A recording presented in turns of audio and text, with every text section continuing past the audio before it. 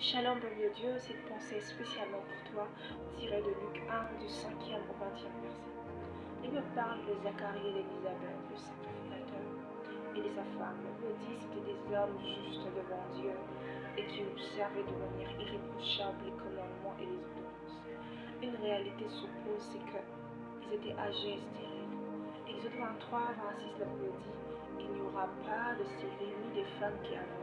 Parce que le verset 25 parle de ceux qui servent Dieu et ce qui y est les retombées et ce qui doit vivre ceux qui servent Dieu.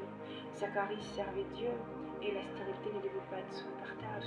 Nous voyons que cette réalité s'oppose à lui, mais cela ne lui a pas empêché de servir Dieu. Bien-aimé, ta situation ne t'empêche pas de servir Dieu, que ta situation ne t'empêche pas de demeurer juste. Peu importe ce que tu vis, peu importe ce que les gens disent autour de toi, dis que Zacharie fut visité par l'ange de l'Éternel pendant qu'il s'acquittait de son devoir, pendant qu'il était en train de rendre son service à Dieu. J'aimerais te dire que la visitation de Dieu arrivera un jour que tu t'attendras le moins, et qu'il à toi de rester là où le Seigneur te veut, à son service. Zacharie veut dire Dieu se souvient. Élisabeth veut dire Dieu de serment. Oh, Dieu est fidèle.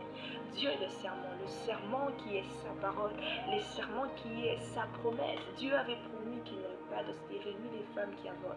Il s'est souvenu de la prière de Zacharie, mais au-delà de sa prière, de ses paroles.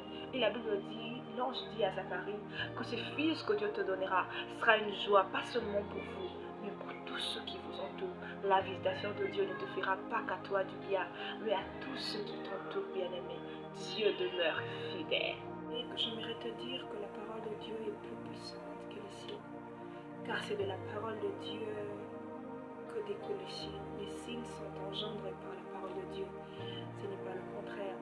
Zacharie pose la question, à quel signe reconnaîtrai-je ce que tu me dis? La parole de Dieu pour lui n'était pas suffisante. On voit la réaction de l'ange. Il a dit, tu seras muet jusqu'à ce que ces choses s'accomplissent. Bien-aimé, n'attends pas de voir pour croire. Crois en la parole de Dieu, car c'est la parole de Dieu qui donne vie. Sans parole de Dieu, il n'y a pas de vie. Sans parole de Dieu, il n'y a pas de signe. Sans parole de Dieu, il n'y a pas de matérialisation. Crois sans avoir vu, car la parole de Dieu en elle-même est puissante. La Bible dit dans Nombre 23, il n'est point un homme pour mentir, ni un fils d'homme pour se repentir. Ce qu'il dit, il le fait.